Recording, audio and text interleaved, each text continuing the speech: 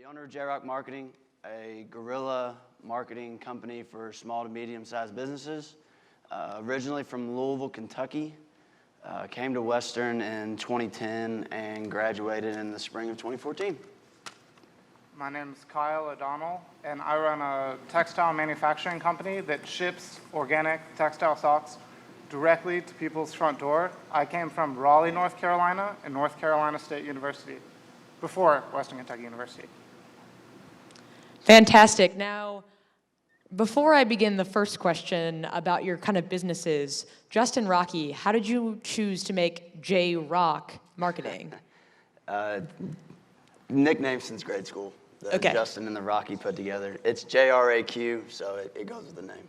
Fantastic. So how did you get these ideas, organic socks shipped directly to your door and marketing, and what inspired you to create your own job? When you look at how things are costed and what goes into making a... When you look... Hello? Okay, There you go. Excellent. When you look at, when you break down the price of what you pay for at the store, a lot of the price goes towards the reseller and the transportation of those products, normally from the low-cost center of production. But I said, what if we can ship directly from the factory to your front door? And that way, all of that price goes to the person that's making the product.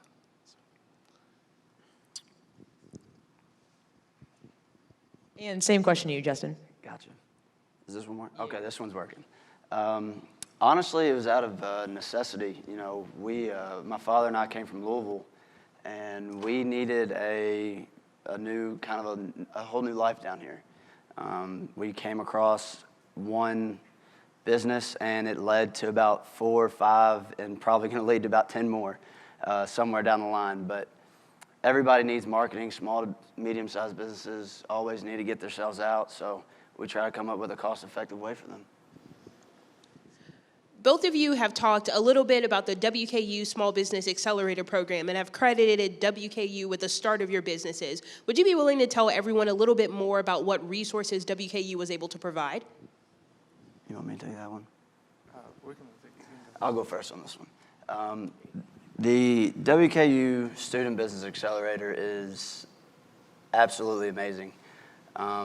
A student can come in, if you're a college kid, you normally are very strapped with cash. And to start a business, the reason that most businesses fail is they're not funded properly. So being able to go into the Student Business Accelerator where you don't have the office costs, free printing, you know, all your expenses are pretty much wiped away. It's phenomenal. And then with the expertise from people who have owned their own businesses, such as Jeff Hook, who is a part of the Bowling Green office of the Kentucky Innovation Network and the WKU Student Business Accelerator. It's invaluable. It's absolutely amazing.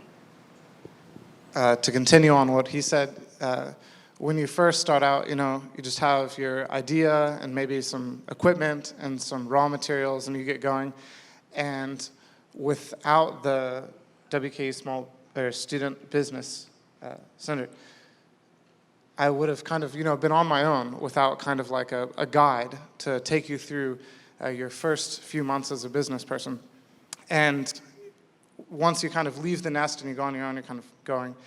And then when it comes to hiring your first employee, there's tons and tons and tons of legal regulations along with these things. So you can go to these seasoned business professionals in the WKU Center and say, how did you do it? Because I'd like to know how to do it as well. And so it's a great resource for any of you that are considering starting your own business. Fantastic. It sounds like the Business Accelerator takes away like a lot of the challenges and hardships from having your own business, but I assume there were still some. So would you care to share some of the struggles and problems that you faced in your businesses? There's always struggles. It's not going to take them away, but they're definitely there to help you not try to recreate the wheel. They've been through problems themselves, so you run into the same things and they help you through it. The biggest struggle I had was just going from being a WKU student to being a young 22-year-old entrepreneur. It's a big difference between having to go to class every day to going to work and not having a boss tell you to be there. So that was the first step, and my dad and I got through it, and now it's moving on and forward, so it's been fun. A big unexpected hurdle I had was when I ordered this large piece of industrial machinery, and I ordered all my raw materials, and it all came in, and I was ready, and I was trained, and I run my first piece, and my sock comes out, and it's twisted. The whole thing's torqued. I'm like, what have I done? I have just, spent more money than my car on this thing, and I can't make things to sell. And so I called up my supplier, and when you have a real relationship with the people you work with, not like you go to the grocery and you pick up something, but you have a real relationship with your suppliers, with your farmers, etc., you can say, hey, I'm having this problem.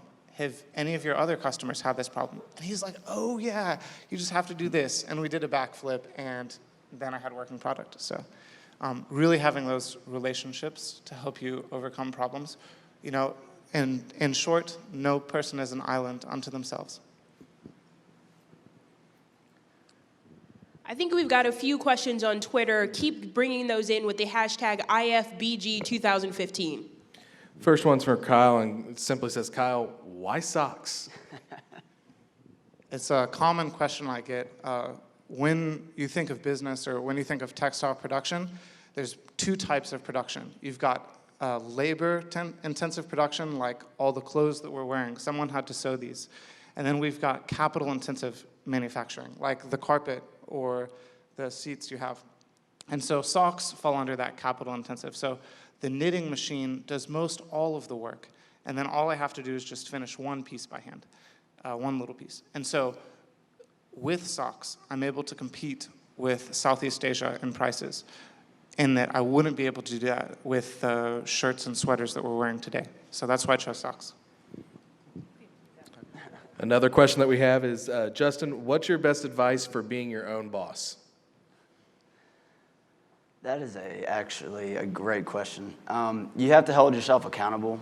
It's very easy not showing up to work and not having somebody watching you and telling you what to do, making sure you're there on time and all that kind of stuff. So holding yourself accountable, knowing that if you don't get into a certain routine that you're probably going to stray from it and all that kind of stuff. It's just holding yourself to the same standards that you would if you were the boss of somebody else. Next question is just, what are organic socks? So I guess how is that different from the socks we wear every day?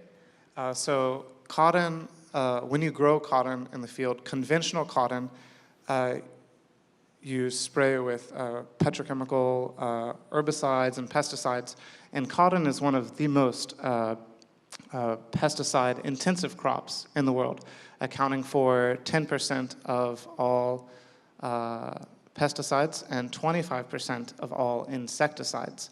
And so by choosing to purchase an organic cotton product, like an organic sock, you're able to buy cotton that was grown without the use of these chemicals. And one customer on an order that I filled today, he was like, it's so hard to find a product that's 100% pure natural cotton, and he thanked me for doing that. So. Another question we have is just, how successful were you when you first started? This could go to both of you guys. It took a while. It's still not fully there. It's been about 2-3 years, and I mean, that's such a difficult question to answer because, first off, how are you rating success? I don't have to go into work and have somebody tell me what to do, so I think that's a very big success in my book. But the money-wise and all that stuff, it just takes time, and it takes trial and error and all that kind of stuff. So once you figure it out and you get a niche, you run with it and hope it just lasts. When I first opened up my online store and everything, and you're like, I did it. I can accept credit cards. I'm mailing out orders. Money is coming in. I'm living, And then all of your friends, they've already purchased it. So now you're with like real world customers. And so once you get over that first initial bump, you've really got to start thinking think about all the ways that you can sell your product, and then pursue, am I going to start a new channel of distribution? Am I going to add more product? Am I going to change my product? How am I going to respond to customers that want custom products? And so by thinking about your business in this process way, what processes am I doing to add value, is really how you go from, that first opening to, continuing to go. Another question from this one from James Hill. What advice do you have for a future entrepreneurial student here at WKU? Both of you guys. Go talk to Jeff Hook at the WKU Student Business Accelerator. Yes, talk. Just keep talking and asking your friends. When I first started, my first idea that I had was to lease clothing, and so you wouldn't buy your clothes. You would just lease them, and then when they'd grow, I would replace them for you, and you pay the subscription. And all my friends were like, Kyle, that's really dumb. I would never do that. I would never buy that. So by talking to your friends and getting that feedback and going to the center and saying, I have all these ideas. How do I turn this idea into something that I can live off of? I think that's the best way to pursue your entrepreneurial ideas and starting your own business. Guys, I've kind of brought up the Student Accelerator several times. We've had a couple questions on here about who can access the Student Accelerator. Is it only WKU students, or how does that work? Do you know that answer? That's a good question. I believe it's only WKU students, because actually at the end of May, I'm technically getting removed from the Student Business Accelerator because I am a year out of school. So that's a Jeff Hook question yet again. Perfect. How long does it take to expand to like a bigger city? That question comes from Mitu Patel. Would you repeat, expand Sure. to? How long does it take, I guess, to expand to a bigger city for a company? Where is that in your all's plans, I guess? I actually prefer to be in a smaller city because it's a lower cost of living. Why would I want to run a manufacturing company in the heart of Chicago or New York? The cost would just be so high. Kentucky is in the lowest quintile for electricity cost. And so this is very attractive for a manufacturing company. Maybe why we have so many aluminum and manufacturing plants. So I like being in a small town. We actually came to Bowling Green with a plan of expanding to the Nashville area. And we kept setting dates, and we still haven't even gotten to the point where we've expanded to Nashville. Just once you're comfortable, once you're getting what you want out of a certain area, then, and once you can afford the time and the effort to go somewhere else, that would be the proper time to expand. Don't do it too early and stretch yourself too thin, but also don't wait so long to where you're just wasting time and letting somebody else beat you to the punch. This one, I think, is more toward one area, but would the pesticides and cotton hurt your feet, or why is that important for you to make socks without pesticides? It's a good question. When you really drill down into it, people ask why. And, you could do the same thing with just about any question or any choice you make in your life. Why do you do this? And for me personally, my rationale, I can't speak for my customers, but for me personally, I'd like the crops to be grown in a more natural way, a less chemically intensive way. Although I'm not a student of agriculture, I think one of the last steps they do in harvesting cotton is to spray the crop with herbicide to kill the plant and kill everything else in the field. And I just think that's really crazy to have these vast swaths of dead plants just to harvest this little tuft of fiber. So in short, I think it's important to not use these chemicals because that's the world I want to live in. And we live in an economy where all of our choices shape the world around us. So what choices do you all want to make, and what do you want your world to look like? We've got a question, basically, how is the relationship between your business and your consumers, and do you try to improve from the feedback that they give you? I guess just kind of how does that work when you guys are early in the stage of creating a business? in a marketing business, you're always wanting to hear feedback from your customers. You know, did this work? Did that work? Because then when you go to a new business and try and sell them your products, you want to have questions or answers to their questions. You want to have advice to give them. The more that you know about your product, the easier it's going to be for you to be successful with it. Earlier I talked about the process, manufacturing process. And so this customer feedback, or as we kind of refer to it in business school, the voice of the consumer, when you listen to this voice, it will tell you how you should change your process to improve it, to make it better, to better meet the customer's needs. And so when I first started, I put elastic around the ankles of all of my socks. But then I got customers that asked, hey, can you make this without elastic? And I said, of course, that lowers my cost. That's easy. And so I just turned off the elastic mechanism. And now that has become my most popular product, the 100% organic cotton product. So listen to the customer feedback is important, but also you want them to record their experiences. So on the different online channels, it's important that your customers rate you and review you, because these online channels use that feedback from the customers to affect the search results. So if you're more positively reviewed, if more people are writing about your business, giving it feedback, it'll rank higher in the search results, ultimately leading to more sales. Well, here's a personal question for me.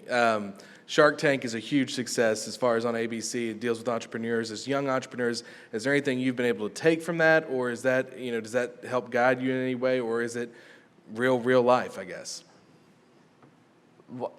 Watching Shark Tank, I love Shark Tank. It's one of my favorite shows. But to be able to see somebody go in, it's a sales pitch, and that's something that I wasn't very comfortable with coming out of school.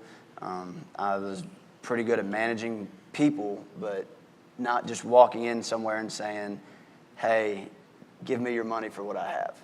And to watch people go in there and to see different techniques they use on selling to the sharks and all that kind of stuff, that's probably one of the bigger things that I get out of that show. My brother also is in entrepreneurship, and he watches every episode religiously and can tell me like the synopsis of everything.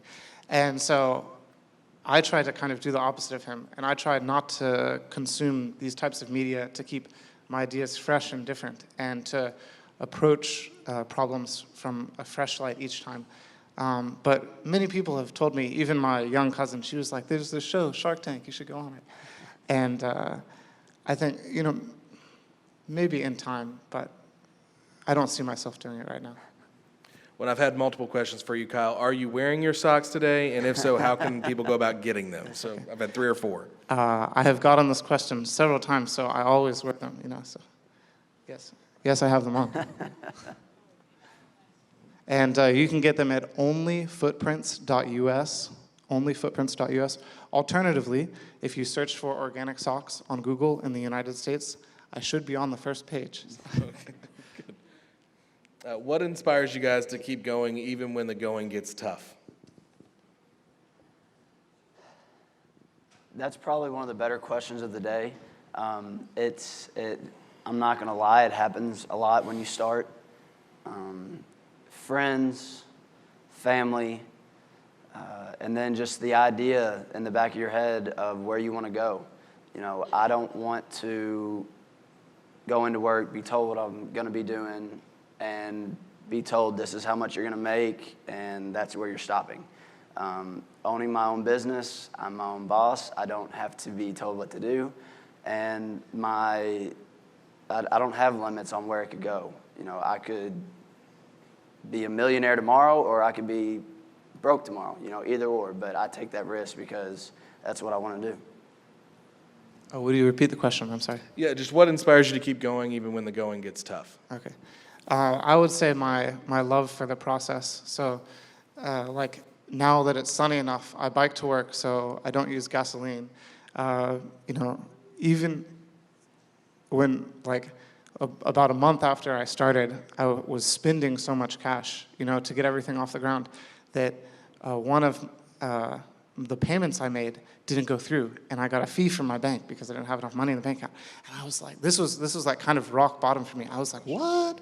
Like, this never happened to me before. And so, but because I loved making things, because I love the organic process, because I love all of these things, I said, I'm just going to keep going. I'm going to keep making things. And I eventually kind of picked myself out of this hole. And so now I'm in a much better place. So love what you do. And keep sending in your questions. Okay, absolutely. You guys talked a little bit about the beginnings of starting a business.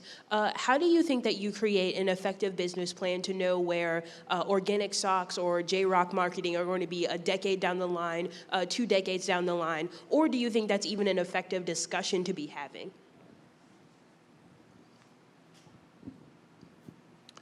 For me, it's, you know, in business school, they kind of show you how to do all these things, but if you're not a business school student, it's okay. You can still run your own business. Like my undergrad was in textiles, so I think one of the best things to do in your analysis is to look at what other things are working in the market. So for me, I looked at sales data and sales volume for organic cotton, and I saw it climbing each year. And not only was it rising, but the rate of its growth was rising too. And so I said, and this was part of my pitch, I want to be a part of this wave of growth in this industry. And so that's one of the reasons why I chose to be, to have this differentiator of organic cotton. So look at what other people are doing and kind of craft yourself different in that way. There's always a marketing need, just how you differentiate yourself from the other options, such as cost and location and where you're touching customers for the businesses that you're marketing for. That was some things that we ran into. We ran into a business that is a barter exchange. It's very different than normal things that you hear, and all of our businesses work together through that home business. So if anything comes in our way that we can piece together with it, we're open to looking at it.